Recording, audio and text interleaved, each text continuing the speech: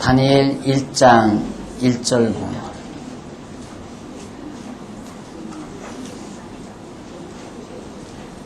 유다왕 여호야김이 위에 있은 지 3년에 바벨론 왕 느부갓네살이 예루살렘에 이르러 그것을 에워쌌더니 주께서 유다왕 여호야김과 하나님의 전기구 얼마를 그의 손에 붙이심에 그가 그것을 가지고 신할 땅 자기 신의 묘에 이르러 그 신의 보고에 두었더라.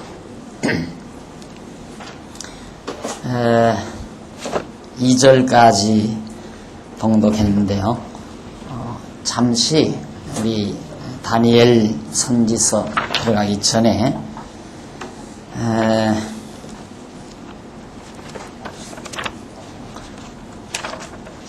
이제 다니엘서를 마치게 되면 대선지서에 대한 내용을 마무리 짓습니다. 그러니까 들어가기 전 잠시 대선지서에 대한 총체적인 내용을 정리하면서 다니엘 마지막 부분을 접근해 보도록 그렇게 하겠습니다.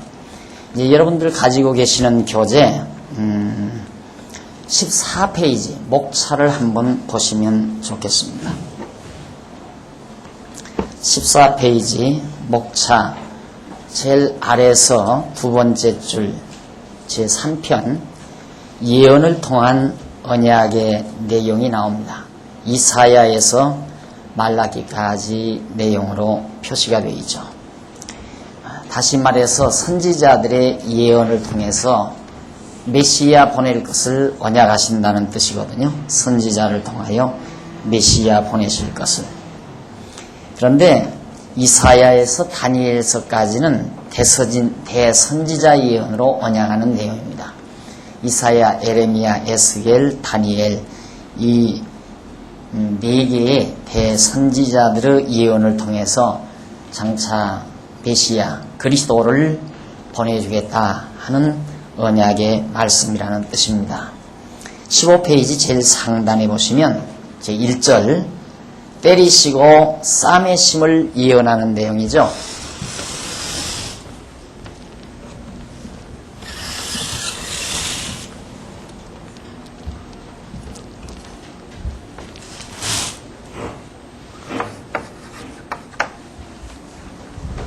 일절 때리시고 싸매시는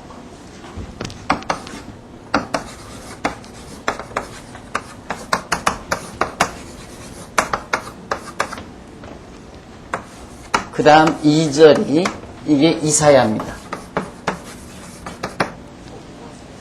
2절은 뽑으시고 심으심을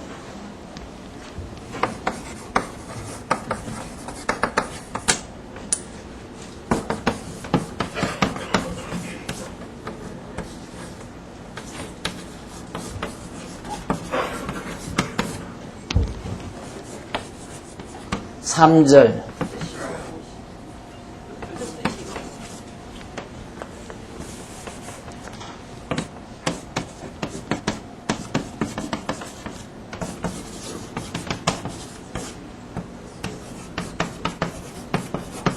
에스겔 흩었다 모으시겠다. 그런데 이제부터 공부할 내용은 제4절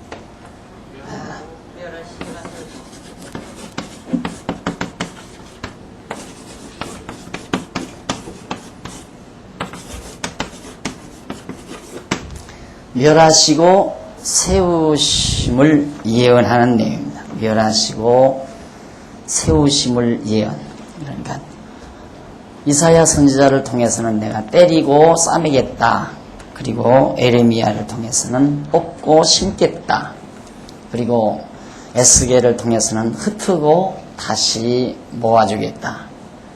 그리고 멸하고 세워주겠다 하는 내용입니다. 그런데 이것은 우리들이 역사상에서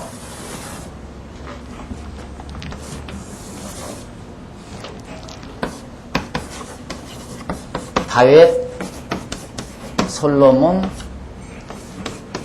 이스라엘, 남쪽 유다. 이건 통일왕국. 여기는 이제 분열왕국이죠. 이스라엘 다윗 왕국의 통일왕국 시대가 솔로몬 때까지고, 그 다음 솔로몬 이후부터 북쪽 이스라엘이 아수르에게 망할 때까지를 분열왕국 시대라고 합니다. 나라가 북쪽 이스라엘과 남쪽 유다로 분열됐으니까 그 분열왕국 시대를 지나서 바로 포로 시대,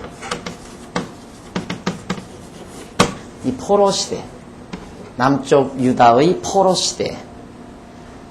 지금 우리는 요 북쪽 이스라엘이 멸망할 무렵 이사야, 이때는 하나님께서 이스라엘 하나님의 백성들을, 유다 백성들을 때리고 싸매신다. 하나님을 멀리 떠나 이방신들을 섬기고 하나님을 경외치 아니하니까 하나님께서 백성들을 훈계하시겠다, 이런 얘기죠. 그런데 이제 구체적으로 에레미야 선지서 여기는 바로 요 무렵이라고 그랬죠. 포로 시대.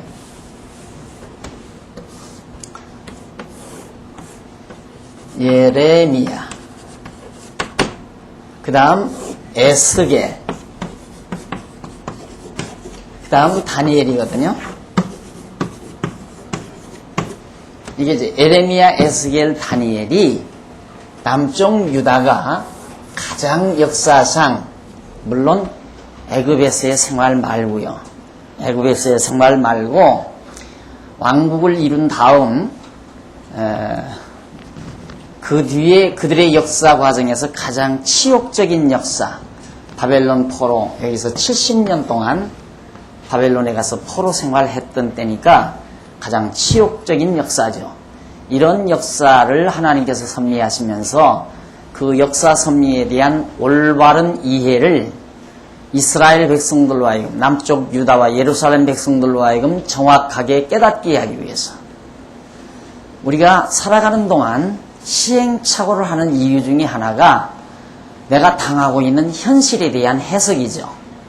내가 지금 현장에서 겪고 있는 곤고한 일이라든가 형통한 일들에 대한 정확한 분석 내지는 해석, 그것을 잘못하는 데서 우리의 삶이 삐뚤어지는 경우가 많단 말입니다. 그러니까 하나님께서는 지금 엄청난 고난의 역사를 남쪽 유다 백성들에게 주시는 거거든요. 1~2년도 아니고 자그마치 70년이라고 하는 기나긴 세월 동안 이방에 가서 완전히 예루살렘과 유다 백성들이 전부 바벨론의 포로가 돼서 망명객이라기보다 나그네와 같은 노예 생활을 해야 될 그런 처지니까 하나님께서는 그때마다 한 사람이 70년 동안 계속 예언할 수가 없잖아요. 나서부터 죽는 날까지 해야 되니까. 그래서 초기에는 에레미야, 중기에는 에스겔, 그리고 말기에는 다니엘이라는 선지자를 보내서 포로 생활을 해야 될 이스라엘 백성, 유다 백성, 하고 있는 유다 백성, 이제 곧 머지않아 귀국할, 돌아올, 회복될 예루살렘과 유다 백성들에게 그때 직면하고 있는 현실 역사를 직시하도록 다르게 볼 수 있도록 하나님께서 선지자들을 보내는 겁니다. 그래서 소망을 갖게 하고 좌절하지 않게 하고 절망해서 절대 처지지 않게 하시려는 하나님의 섭리, 이것이 사랑하는 백성에 대한 하나님의 섭리입니다. 지금도 마찬가지죠. 지금도 오늘 우리 믿는 택한 받은 백성들이, 우리 성도님들이 이 거친 세상을 살면서 때로는 곤고한 날 다가오죠. 정말 견디기 힘든 고달픈 현실이 부딪혀옵니다. 그때 하나님께서 나로 하여금 아주 처지고 절망하지 않게 하려고 하나님의 말씀을 깨닫게 하는 순간순간을 허락해 줍니다. 때로는 이웃집에 살고 있는 성도가 될 수도 있습니다. 선지자 역할을 하는 거죠. 그가 선지자는 아니지만 하나님의 말씀을 이웃집에 사는 성도로 하여금 아니면 구역식으로 하여금, 구역장으로 하여금, 그렇지 않으면 지구장님이나 총무님이나 목사님이나 전도사님이나 어느 누군가를 통하여 정말 마음에 세임을 주는 그런 하나님의 말씀을 듣게 하고, 그 말씀을 듣는 순간 절망에서 소망을 가지게 하는 그런 섭리를 지금도 하나님께서 말씀으로 역사하는 겁니다. 그러니까 이스라엘 백성들에게는 이렇게 구체적으로 선지자들을 그 시대에 보내가지고 역사하시는데, 이것은 한번 여기서 백성들이 워낙, 남쪽 유다 백성들이 워낙 하나님을 멀리 떠나고 하나님을 배반하니까 하나님이 잠시 때리시고 싸매시는 섭리를 하십니다. 그리고는 이제 에레미야 선지자는 이제는 뽑아버리겠다 이거죠.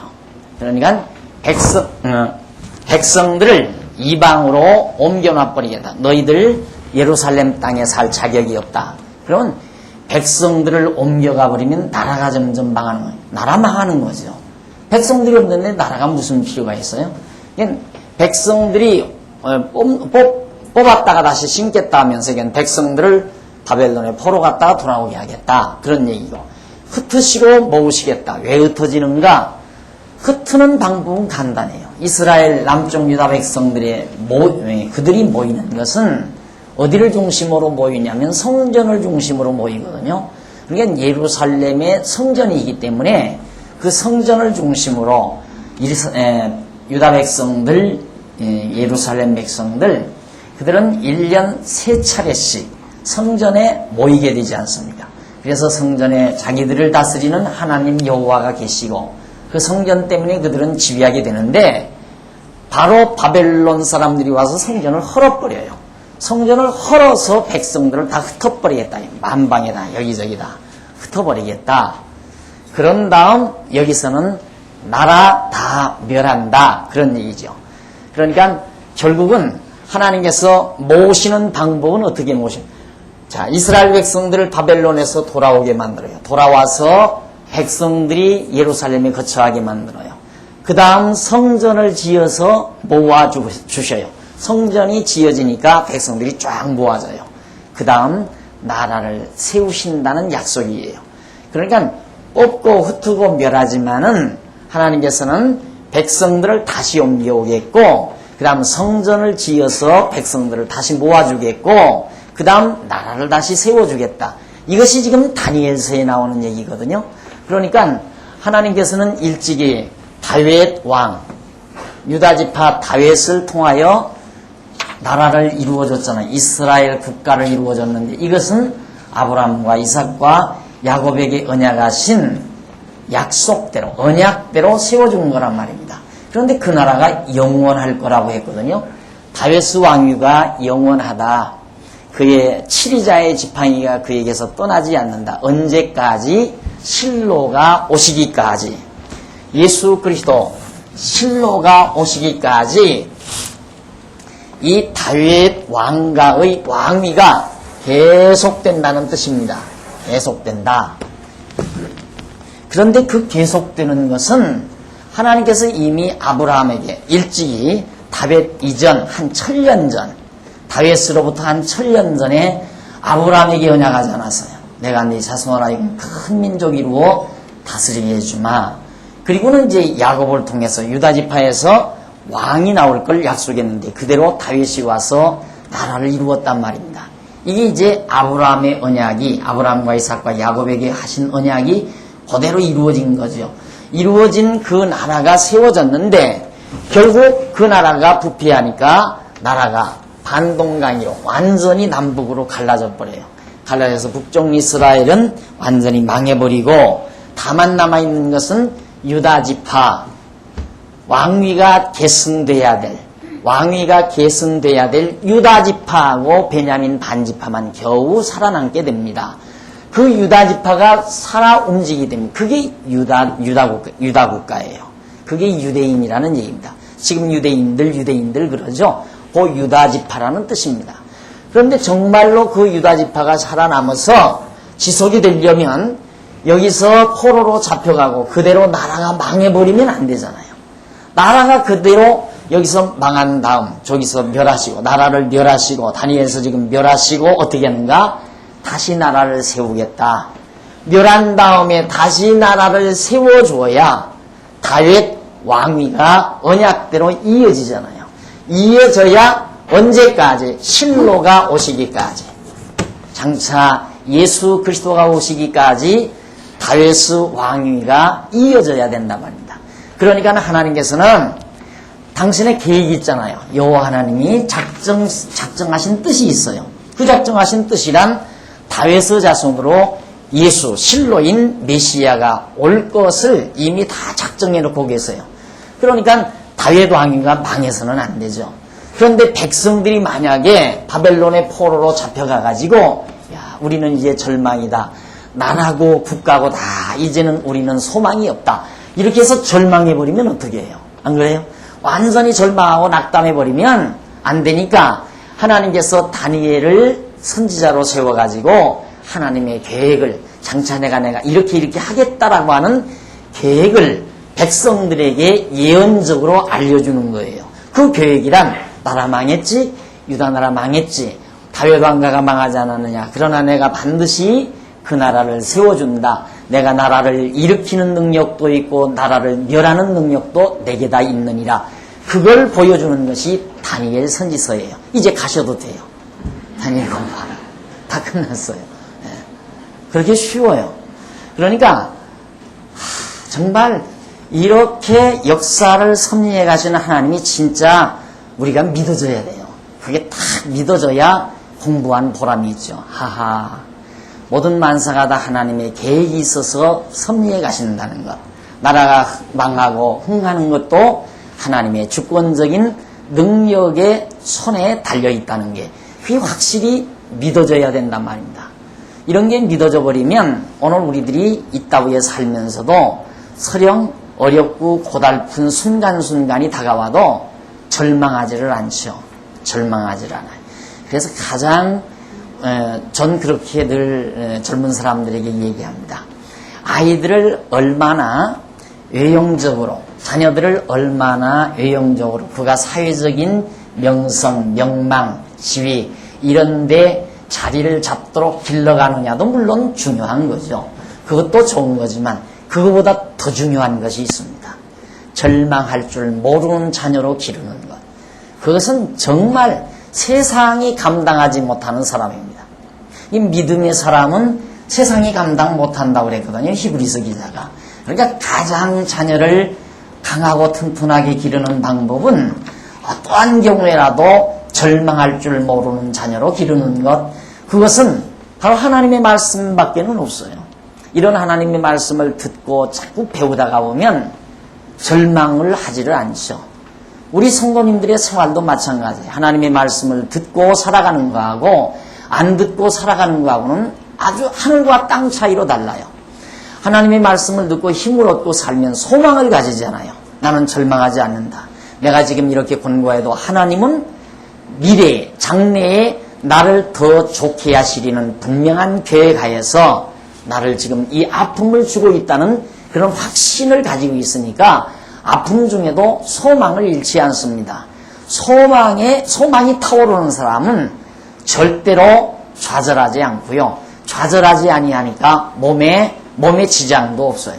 그런데 아무리 과거의 사회적 지위도 좋고 환경도 좋고 모든 사람에게 존경도 받았지만은 어느 한순간 불의의 어떤 사고로 말미암아서 절망적인 상황이 왔을 때 그만 거기에서 팍 거꾸러져 버리고 말아요. 나무 부러지듯이 팍 거꾸러진다 이 말이죠. 왜 무궁화나무 있죠? 무궁화나무.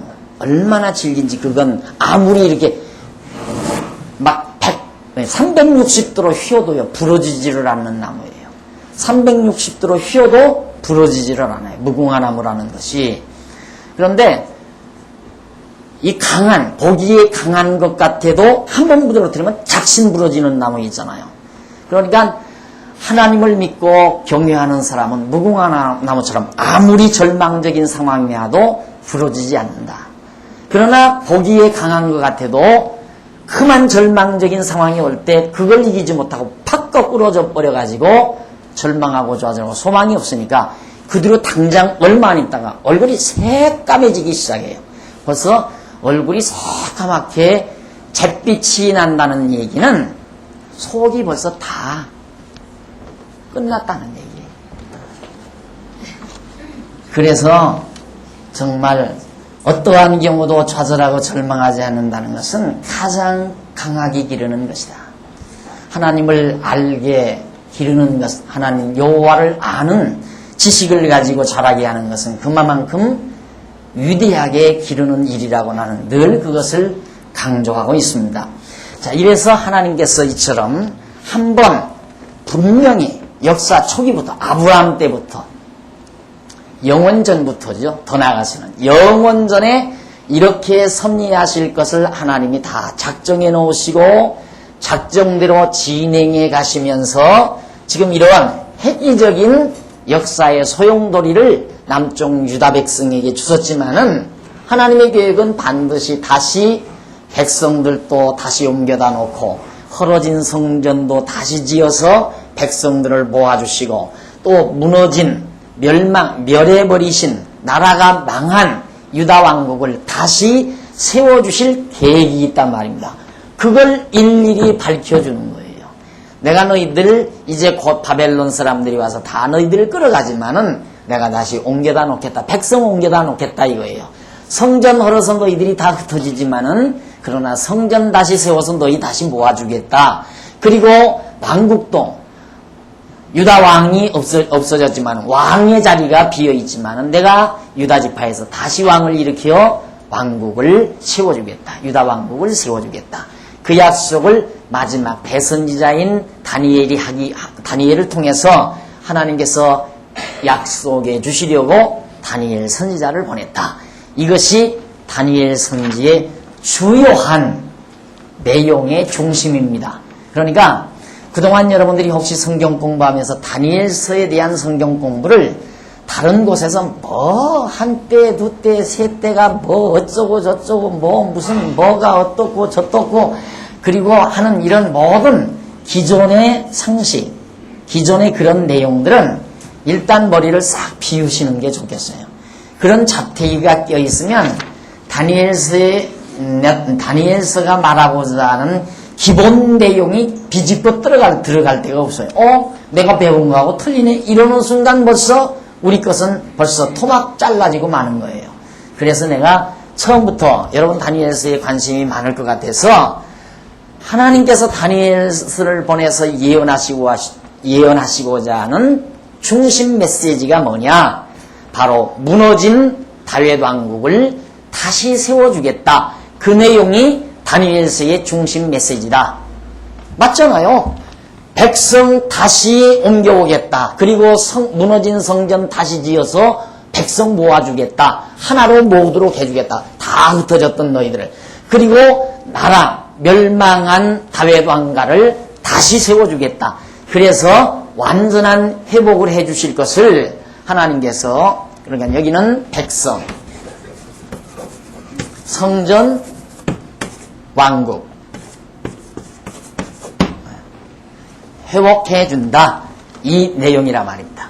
그래서 다니엘서의 내용은 역사적으로 1차적으로 예수 그리스도 이전까지 다니엘을 보내서 앞으로 내가 너희를 회복해서 실로가 오시기까지 예수님이 오실 때까지의 그 과정. 다니엘서에 보면 막 신상이 나타나잖아요.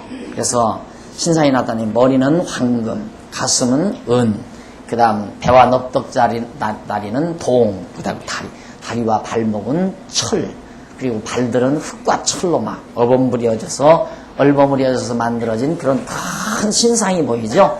그런데 그 신상을 하늘에서 뚱돌이 와서 꽝 때려서 다 헐어버린다. 이런 사건들이 모두가 다 예수 그리스도 이전까지 되어질 그런 역사적인 하나님의 섭리 내용을 미리 다니엘을 통해서 이스라엘 백성들이 그러니까 절망적인 지금 호러 중에 있으니까 아주 절망 상태 아니에요? 그러나 너희에게는 이 파란 소망이 있다. 이 아름답고 정말 귀한 미래에 대한 소망, 하나님이 너희를 위해서 예비해 놓은 이런 역사적인 섭리가 너희에게 있다. 이것을 다니엘을 통해서 보여주기 위하여 다니엘서, 선지서 예언을 하도록 한 것이다. 자, 이쯤 여러분들이 말씀을 들으셨으면 이제 다니엘서에 대한 대략적인 큰 윤곽은 여러분들이 짐작하셨으리라 생각합니다. 그러니까 멸하시고 세우심을 예언한 내용이다. 멸하시고 세우심을 예언하는 내용. 이제 356쪽으로 돌아가십시다. 356쪽 페이지에 거기 보시면은 중간쯤 제4절 멸하고 세우심을 예언하는 내용. 이게 다니엘이죠. 다니엘의 전체 내용은 여호와 하나님께서 멸하시고 세우시는 섭리를 하시는 사역에 대한 선지자의 예언 내용입니다. 그러니까 이스라엘 유다 왕국을 멸하시고 세우시는 섭리죠. 하나님께서 하나님께서 언약 자손에게 멸하시고 세우시는 사역에 대한 선지자의 예언을 통해 메시아 보내실 것을 언약해 주시려고 유다 자손의 보호에 대한 내용으로 예언하며 구약에 대한 약속의 내용으로 예언하게 하신다 하는 내용입니다.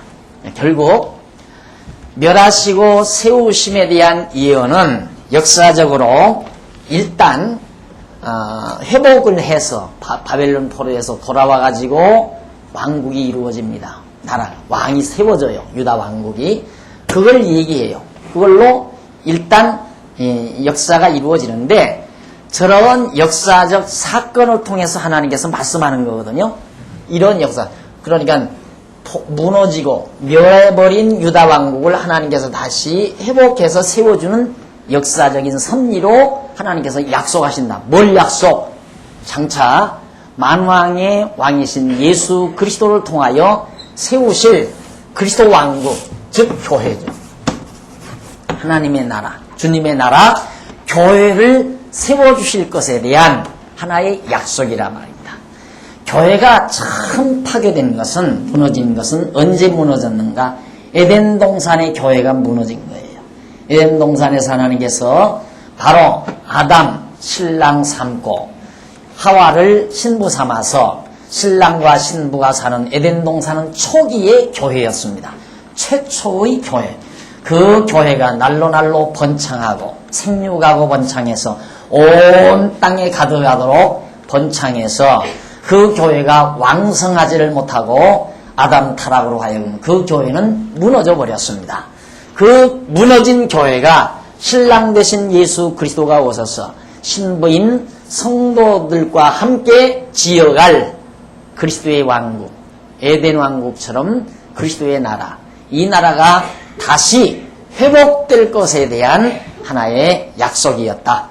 역사적으로는 이스라엘 유다 왕국이 회복이 되지만 그런 역사 섭리를 하나님께서 하시면서 말씀하시는 중심 언약 내용이 뭔가? 그게 그리스도 왕국을 세우실 것에 대한 언약이다. 그러니까 하나님께서는 역사 섭리로 언약하신다 했을 때 지금 이런 역사 섭리는 하나님이 말씀하는 거예요. 우리에게 언약해 주었던 거예요. 그 언약이 뭐냐? 예수가 와서 교회를 세우신다 하는 것에 대한 언약의 말씀이었다. 그 언약대로 예수님은 오셔서 교회를 세울 수 없고 오늘 우리들이 예수 그리스도의 신부로서 지금 주와 더불어 살아가는 오늘의 현장에서의 삶은 다니엘서에 대한 예언이 그대로 이루어졌다고 하는 하나의 확증이죠. 자, 이렇게 해서 결국 멸하고 세우심을 예언하는데 우선 1장에서 6장까지는 유다 자손의 보호입니다. 유다 자손의 보호. 자, 보세요. 여기서 나라가 북쪽 이스라엘과 남쪽 유다로 갈라질 때 다 북쪽으로 갔어요. 10지파 반이 다 북쪽으로 가는데 기가 막히게 어떻게 유다 지파 자손만 고스란히 그리고 베냐민 일부는 베냐민 지파 일부가 어디에 살았느냐면 유다 지파 땅, 유다 지파 기업의 언저리에 그들이 기업을 받아가 산 거예요. 베냐민 지파가. 그러니까 예루살렘이 가까웠죠. 예루살렘 성전이. 그런데 나머지 다른 지파들은 대부분 예루살렘과 거리가 다 멀어요. 그러니까 예루살렘 성전이 있는 곳과 거리가 먼 10지파 반은 다 가버렸어요. 전부. 누구 따라서? 세금을 가볍게 해주겠다고 유혹한 여로보암을 따라서 북쪽 사마리에다가 도읍을 정하고 나라를 세울 때 거기다 동참해버렸어요.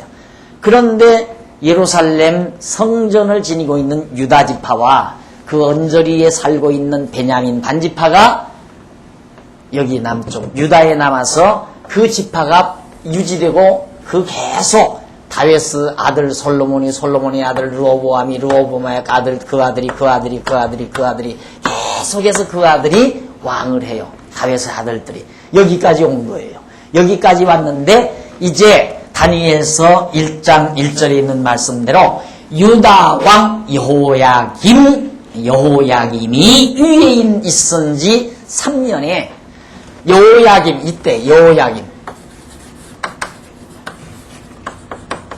여호야김이 누구냐면 다윗의 후손이에요. 다윗의 후손.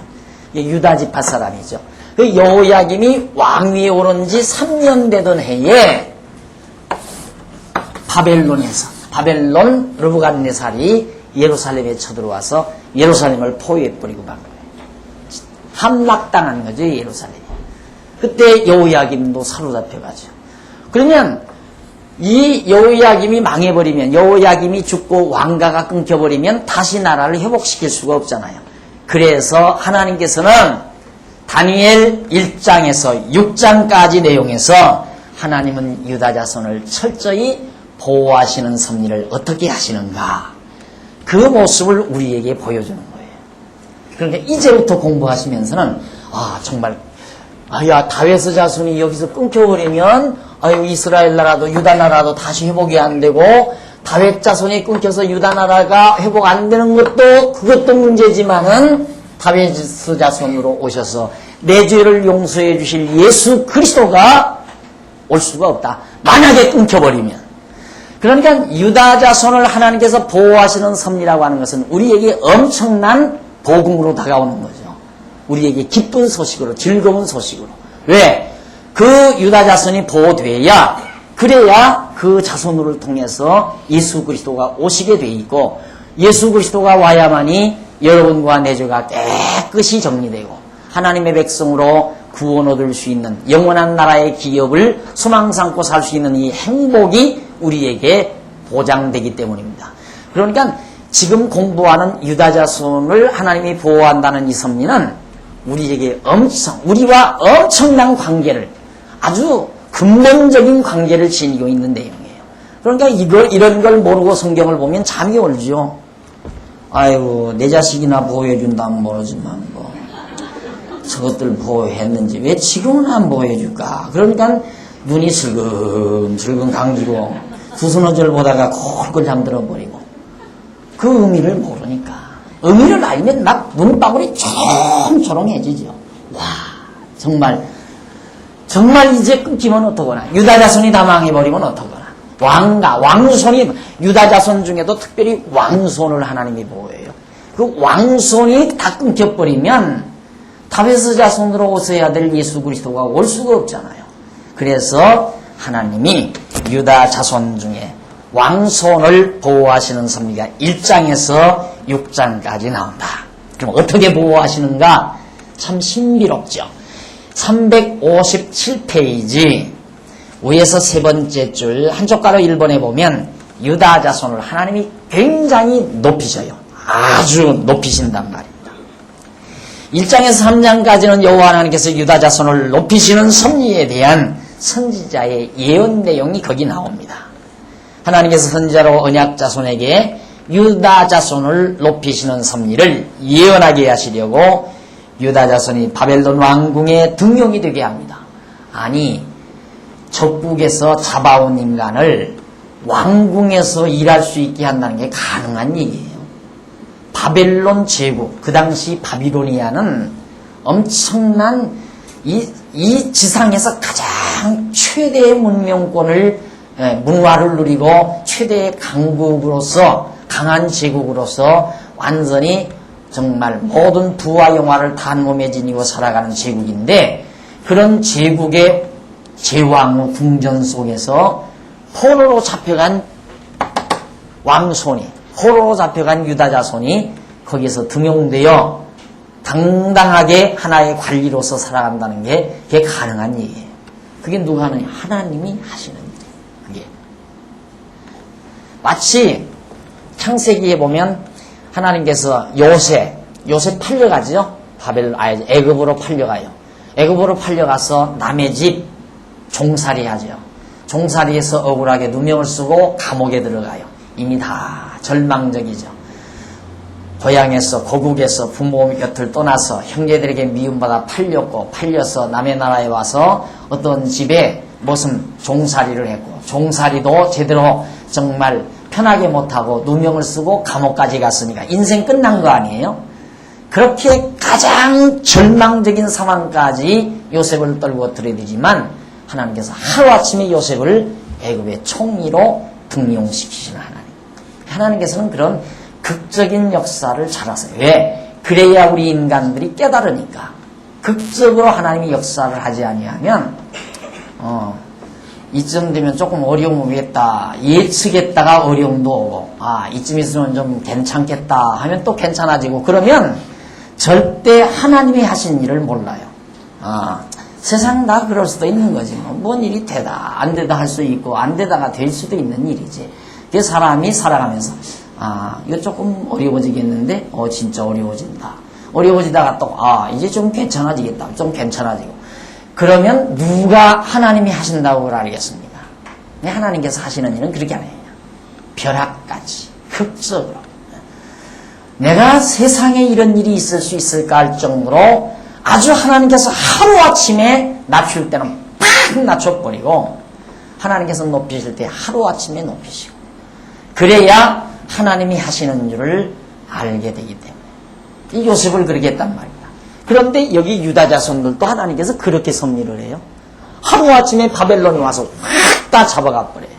잡아가더니만 바벨론에 가서 하루아침에 등령이 돼가지고 왕궁에서 정말 관리직과 같은 그런 보호를 받는 역사가 3장까지 나타납니다. 하나님께서 유다 자손을 높이셨다. 자, 여기서 한 가지 미리 알고 넘어가실 것은 유다 자손을 이렇게 높이는 것은 명심할 것. 그들이 하나님을 잘 경외하고 하나님 순종 잘하고 믿음 좋고 그래서 그 행위의 대가로 그러는 게 아니에요. 자꾸만 모든 지도자들은 이제 그런 쪽으로 맞추려고 그래요. 그런 쪽으로. 다니엘이 하루에 3번씩 예루살렘 있는 동창을 바라보고 하나님께 기도했더니만 하나님께서 어쩌고 저쩌고 했다. 그러니까 부분적으로 들으면 맞는 얘기거든요. 그러니까 그 말 듣고는 다니엘은 하루에 3번 했지만 나는 하루에 30번씩 할란다. 그래서 이런 새벽부터 다니엘보다 더 많이 기도하면 하나님께서 더 틀림없이 해줄 거 아닌가. 그리고 그렇게 악을 쓰고 기도를 하는 거예요. 다니엘이 기도를 해서 유다 자손이 회복이 됐다 해서. 기도에서 회복된 게 아니에요. 왜 다니엘이 기도를 했나? 가만히 하나님의 말씀을 깨닫고 보니까 이 나라가 망할 나라가 아닌데 하나님께서 다윗에게 절대 왕위가 떠나지 않는다고 그랬고 7위자 28위가 떠나지 않는다고 그랬고 이 나라가 영원하리라고 하나님 말씀을 하셨는데 하나님 우리가 지금 망했습니다. 어디한테? 바벨론에게. 여호와 하나님이여 여호와의 이름을 생각하소서. 당신의 이름을 위하여 이 나라를 어서 구원해 주십시오. 그 얘기예요. 그러니까 다니엘이 기도 안 해도 구원되게 돼 있어요. 맞죠? 그런다고 기도 안 하면 안 돼요. 기도하고 싶으면 해야 돼. 왜? 기도할 마음을 성령이 주시니까. 누구 뜻대로? 하나님의 뜻대로. 하나님의 이 정하신 뜻대로 기도할 마음을 줘요. 그러니까 다니엘도 남의 나라에 포로로 잡혀서 가만히 생각해 보니까 고생스럽잖아요. 불쌍하고 동족들이. 그러니까 하나님의 말씀 깨닫고 보니까 하나님 우리 이렇게 망하게 놔둘 하나님이 아니신데 하나님 언제까지 우리를 이대로 버리시려나이까 그 말이죠. 시편에도 보면 다윗이 그러잖아요. 자기가 망하게 안 돼 있어요. 자기는 반드시 기름 부음 받은 왕이니까 사울에게 죽게도 안 돼 있고 다른 대적들에게 망하게도 안 돼 있는데 자기가 절망 상태에 빠져 있거든요. 그러니까 다윗이 하나님께서 하나님이여 언제까지 나를 잊으시려나이까. 나를 언제까지 이렇게 버리시려나이까. 한도는 있다 이거예요. 분명히 하나님께서 어느 한도까지 나를 이렇게 놔두시지만은 나를 반드시 회복할 걸 다윗이 믿어요. 왜? 하나님 언약의 하나, 언약하시고 언약대로 이루시는 분이니까. 그러니까 언제까지입니까? 도대체 내가 이렇게 고난받을 기간이 언제까지입니까? 왜 빨리 나를 안 돌아오십니까? 그 얘기. 하나님의 언약을 믿기 때문에.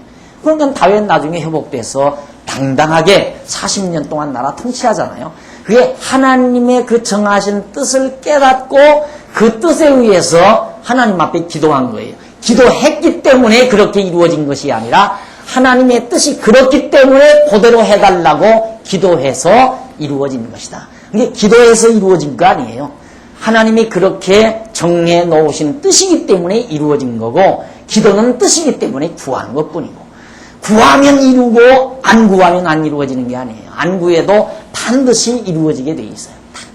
다만 아까도 말씀드렸지만 하나님께서 이렇게 정하신 뜻대로 이루어 가는데, 그걸 이스라엘 백성들이 잃어버리면 하나님 여호와를 모르잖아요. 그러니까 하나님 여호와를 깨닫게 하기 위해서 미리 선지자를 통하여 알게 해요. 선지자를 통하여 자 이제 반드시 너희들 이대로 절망 상태에 있지 아니하고 언약대로 너희들을 다시 회복해 주마. 이 사실을 알게 하니까 하나님 빨리 우리를 살려주세요. 이렇게 기도하는 것뿐이죠. 하나님 빨리 우리를 좀 살려주세요. 회복해 주십시오. 하나님이 그렇게 해준다니까 빨리 해달라고 조르는 것뿐이지 조르니까 해주는 게 아니다 이 말이에요. 꼭 한번 따라서 했으면 좋겠는데 여러분 무시하는 거 같아. 내가 따라서 안 시켜요. 근데 따라서 시켜야 돼. 아무리 가르쳐도 자꾸 거꾸로 생각하니까 하나님이 해주신다고 하니까 빨리 해주세요 그런다 이 말입니다. 달라고 막 아우성 치니까 하나님이 해주는 게 아니라 아시겠죠?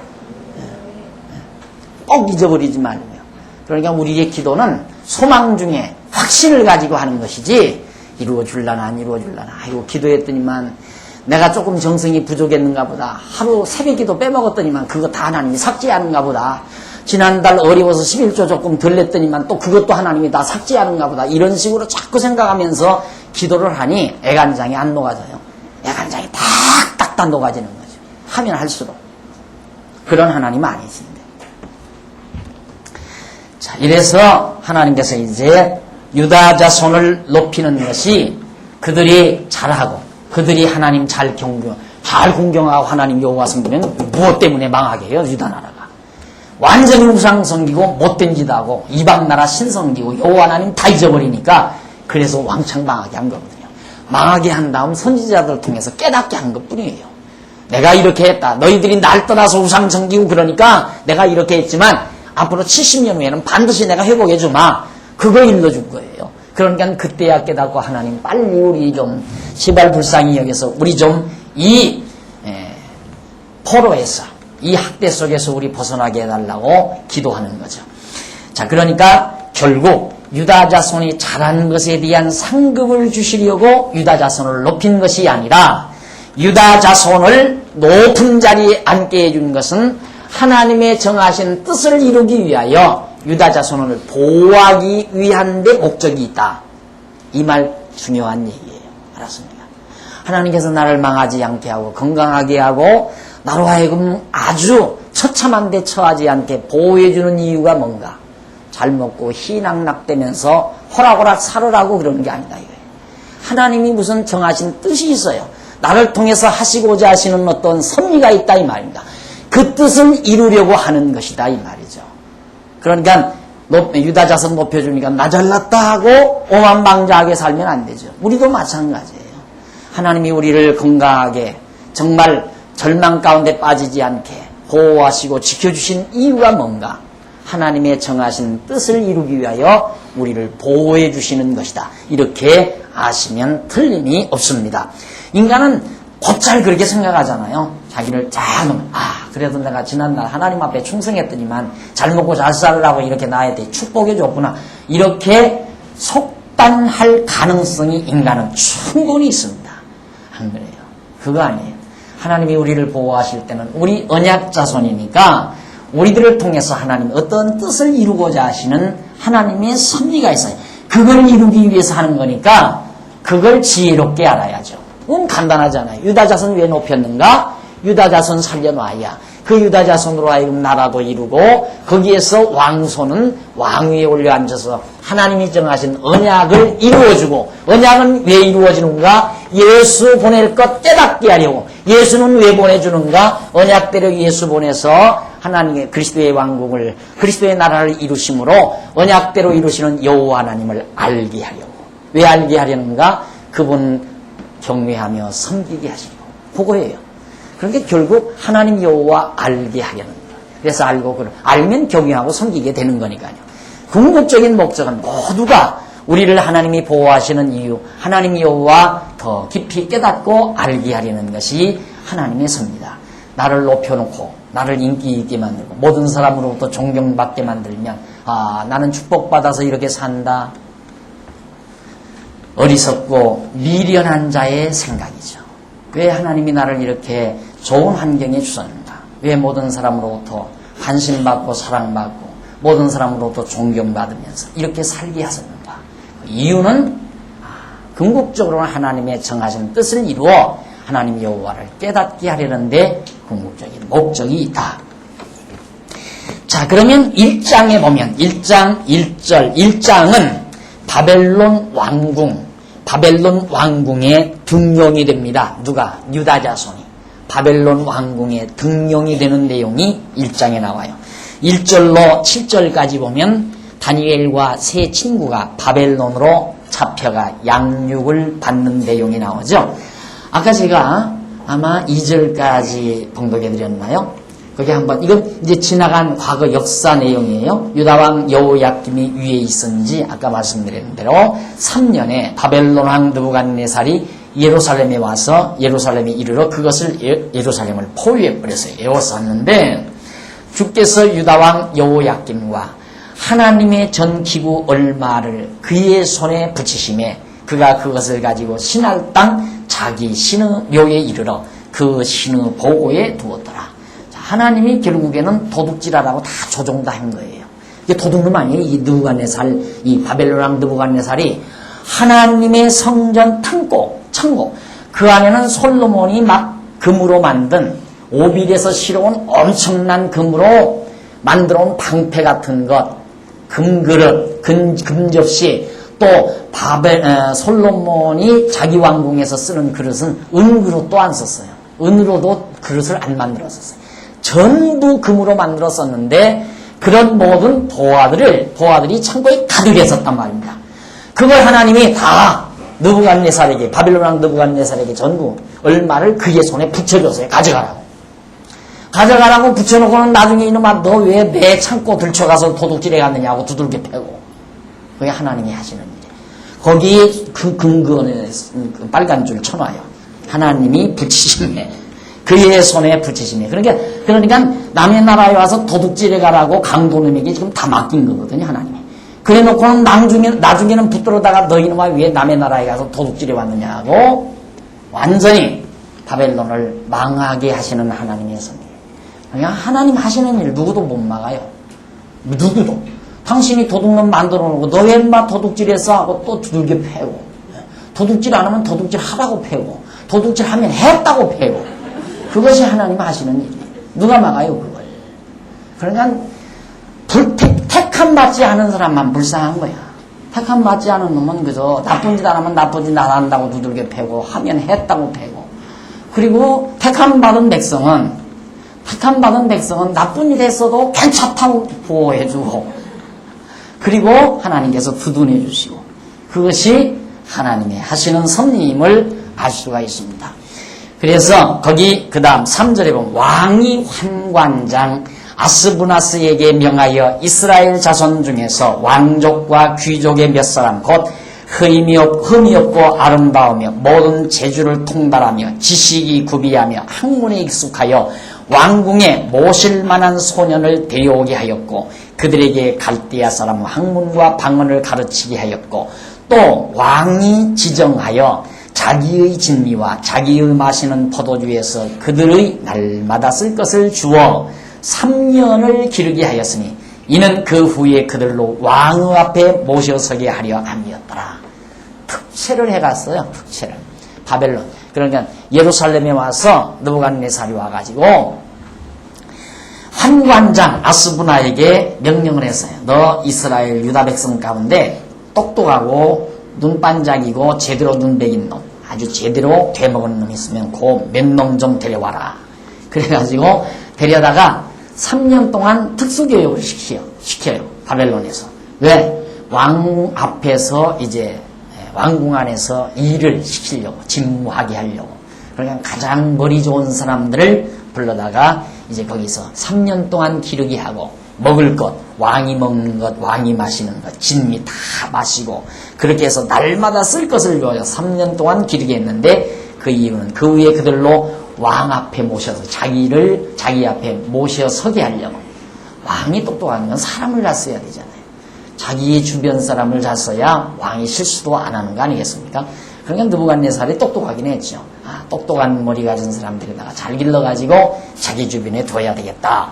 이런 생각을 하고 그렇게 했습니다. 그들 중에 유다 자손 곧 다니엘과 하나냐와 미사엘과 아사리아가 있더니 환관장이 그들의 이름을 고쳐 다니엘은 베드사살이라 하고 하나냐는 사드락이라 하고 미사엘은 메삭이라 하고 아사리아는 아벤누고라 하였더라. 그것이 이제 아까 다니엘, 하나냐, 미사엘, 아사리아는 이건 유대 발음, 유대인의 이름인데 이들을 잡아다가 자기 백성 만들려고 바벨론식의 이름으로 다 붙여버려 주는 거죠. 옛날 우리나라도 그랬잖아요. 일본 사람들이 와서 전부 해가지고 내 이름이 기모도 요끼예요. 기모도 요끼. 일본 말로. 박용기인데 기모도 요끼. 그 말이 되느니. 기모도 요끼. 아유, 도끼? 요끼. 이름이 좀 독살스럽게 보이잖아요. 기모도 요끼. 그러니까 그렇게 이름을 바꿔놓듯이 그들이 이름을 자기 나라 이름으로 바꿔놓은 겁니다. 그것이 바로 다니엘과 사드락과 메삭과 아벤느고 아주 유명한 얘기죠. 벨드사살이라 하나니아는 사드락이라 미사엘은 메삭이라 아사리아는 아벤느고라. 그러니까 벨드사살, 사드락, 메삭, 아벤느고 이 네 청년 유다 자손들입니다. 엄연한 유다 자손 네 청년들이 느부갓네살에게 픽업이 된 거예요. 그게 유다 자손들이에요. 그래서 이들이 붙들려가는 거죠. 우리는 이런 이야기를 들을 때 이 사람들은 불행 중 그래도 조금 낫겠다. 이런 차원밖에는 모르잖아요. 그러니까 이제 이런 부분을 읽고 다니엘은 하나님을 잘 섬기고 하나니아도 그렇고 메삭도 그렇고 뭐 이래서 이들은 하나님을 공경 잘하고 뭐 순종도 잘하고 충성도 잘하고 그러기 때문에 하나님께서 이렇게 특별히 축복을 주어가지고 특별한 배려를 받게 했다. 그런 식으로 때려붙이면 듣는 사람은 그렇구나 정말 그렇구나 이렇게 생각을 해가지고 전부 인과응보 상선벌악 잘하면 하나님이 좋게 해주고 못하면 하나님이 벌준다. 사드락과 메삭과 아벤느고는 하나님을 잘 경외했기 때문에 하나님께서 이처럼 그들을 보호해서 이처럼 바벨론에 가서 특별한 대우를 받게 했구나. 이런 정도밖에는 모르는 거예요. 그러나 이 말씀 중에서 지금 여기에서 사드락과 메삭과 아벤느고 다니엘 이 네 청년을 하나님이 보호하시는 이유는 벌써 하나님 영원전 하나님께서 작정하신 작정 섭리 속에 다 들어있던 대로 아브라함에게 언약하신 대로 그 언약을 이루시려는 깊은 뜻이 있어요. 그러니까 성경에 나오는 사건 하나하나가 간단한 예를 들어서 다니엘을 바로 여기 누굽니까? 아스부나 사람이 딱 살폈을 거 아니에요. 이스라엘 유다 자손 젊은 청년들 가운데 딱 살피는데 다니엘이 눈에 딱 띄었다. 그 간단한 사건 하나도 저만큼 영원전까지 뿌리가 깊어지는 거라. 하나님의 뿌리 깊은 섭리 속에서 이루어지는 거예요. 그냥 순간순간 즉흥적으로 되어지는 일이 없다 이 말. 우리 인간은 그렇잖아요. 깊이 없는 행동을 하며 사는 사람들이 얼마나 많습니까? 왜? 깊이 없는 행동은 그때 느끼는 대로 행동하는 게 깊이가 없는 거예요. 그때 행동하는 것이. 그러나 깊이 있는 행동을 한다는 것은 전후 좌우도 살피지만은 먼 과거도 살피면서 저쪽까지 살피면서 깊은 마음 담아서 행동하는 것을 깊은 행동이라고 그러잖아요. 근데 어느 순간 즉흥적으로 좋다 나쁘다 좋다 나쁘다 그래서 살아가는 건 그걸 쉽게 말해서 변주기라고 그래요. 변주. 깊이 없는 행동은 변주기예요. 사람이 깊이 있는 행동이란 변주기 있을 수 없죠. 교회 생활, 신앙생활을 해도 그래요. 생활하다가 조금 뭐 교회 와서 옆에 사람이 조금 뭐 자기 기분 나쁘게 이 교회 아니면 없냐, 이 교회 아니면 없냐, 너 때문에 내 꼴 보기 싫어서 나 이 교회 안 나올라. 그게 바로 깊이 없는 행동이라. 성도대학 잘 다니다가도 공부하다가도 아이고 그 인간 꼴 보기 싫어서 나 안 나갈란다. 그렇게 얍삭 바른 행동, 그게 무슨 깊이 있는 행동이에요. 사람이 딱 쳐다보기에 공부해야 되겠다 이런 마음 먹었으면 끝까지 7년 동안 졸업을 해야 될 거 아니에요. 그게 깊이 있는 행동이죠. 2학기 3학기나 해놓고도 저 인간 보기 싫어서 나 안 나갈란다고 안 나온다면 그게 즉흥적인 행동이라. 하나님은 그런 일을 하시잖아요. 어떤 행동도 하나님이 이렇게 그냥 하다가 이렇게 섭리해 가시다가 저거 봐라. 저게 오늘은 11조를 저기 안 갖고 와. 저게 너 두고 봐라. 그래가지고 그 처자식하고 먹고 살려고 그 주먹가게 하나 그거 겨우 어떻게 해가지고 차려놨는데 그거 홀랑 불나서 꼬슬라버리는 그런 잔무도한 하나님 아니라 말이에요. 그렇게 가볍게 깊이 없이 행동하는 하나님이 아니라 이 말이에요. 너무너무 하나님이 하시는 일이 깊도소이다. 너무너무 많고 하나님이 하시는 일이 너무너무 많도소이다. 많기도 하고 깊기도 하고. 우리 생각과 하나님의 생각은 전혀 다르다. 왜? 하나님의 생각은 저 뿌리 깊은 생각이지만 우리 생각은 뿌리 없는 생각이에요. 뿌리 없는 생각. 뿌리는 깊기로서니 뿌리가 없는 생각. 순간순간. 그러니까 우리 생각하고는 다르죠. 분명히 하나님께서 망해야 될 사람은 망하지 않게 하고 안 망할 사람은 망하게 하고 바벨론 이건 뭐 하나님 경외도 않는 나라인데 이스라엘 백성들은 그래도 하나님 택한 백성 아니에요? 같이 이 사람들도 우상 섬기고 살아요. 안 그래요? 남쪽 유다 백성들도 하나님 배반하고 우상 섬겨요. 바벨론은 아예 그게 전문이에요. 우상 섬기고 자기들 신 섬기고 사는 게 그들의 전문인데 왜 이들은 강하게 해서 이들을 쳐서 망하게 하고 이들을 쳐서 이기게 하고 남쪽 유다 백성들은 망하게 하느냐 이 말. 안 맞잖아요. 망하면 둘 다 망하든가 망하면 둘 다 안 망하든가 해야지. 이들은 아예 하나님 알지도 못하고 하나님 안 섬기고 우상 섬기고 사는 게 전문이라니까 이들은. 그런데 이 사람들은 그래도 어쩌다가 하나님 섬기다가 말다가 섬기다가 말다가 이렇게라도 하잖아요 유다 백성은. 그런데 왜 유다 백성은 이들에게 망하게 하느냐 이 말. 안 맞지요. 여기도 다니엘과 사드락과 메삭과 아벳느고가 뭘 잘해서 하나님이 높여놓는 게 아니에요. 당신 정하신 뜻, 저 속 깊은 뜻 이루시려고, 저 정하신 뜻을 이루시려고. 그래서 우리에게 안 맞는 거예요. 우리 생활 속에서 우리 생각과 안 맞는. 야, 이때쯤 되면 나 벌 받을 것 같다. 그래도 벌 안 내려요. 그런데 내가 벌 받을 길 뭐 했나? 도대체 내가 전생에 무슨 죄가 있다고 이 꼴을 당하나? 다 이유가 없는데 당한다 이 말. 그런 때 맞아요 여러분. 안 맞아요 전혀. 저렇게 뿌리 깊은 생각으로 섭리하는데 어떻게 그게 맞을 리가 있어요. 안 맞죠. 그것이 욥기서예요. 욥기 배웠죠. 욥기서에 나타난 하나님의 섭리가 바로 그거예요. 그러니까 우리 생각과 하나님의 생각이 달라요. 그러니까 따지고 살 것 없어요. 그냥 와 하나님 여호와 그 한마디면 우리의 모든 생각이 깔끔하게 정리되잖아요. 뭐가 막 까치집처럼 머리가 복잡하다가도 성도대학에서 공부하는 하나님 여호와 딱 생각하면 쫙 정리되잖아요. 깨끗하게 정리되죠. 그래서 머리가 깨끗해지니까 마음이 편해지기 시작하고 그것이 해지기 전에만 되면 초록짝에 있는데 아침에 속상한 일이 있어가지고 저녁 해지기 전에만 다 풀어지면 졸업장 줄 거예요. 그런데 지난달 초하룻 날 시작된 거지 지금 보름이 넘었는데도 해결이 안 됐다. 7년 다시 해야 돼.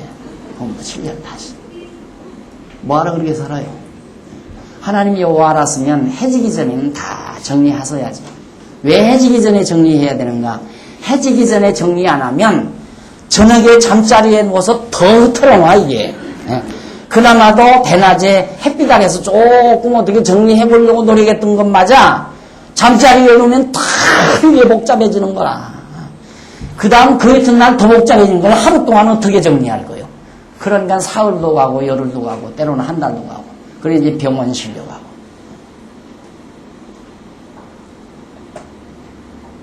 속이 쓰니까 쳐다는 해봐요. 차나 한잔 하고요.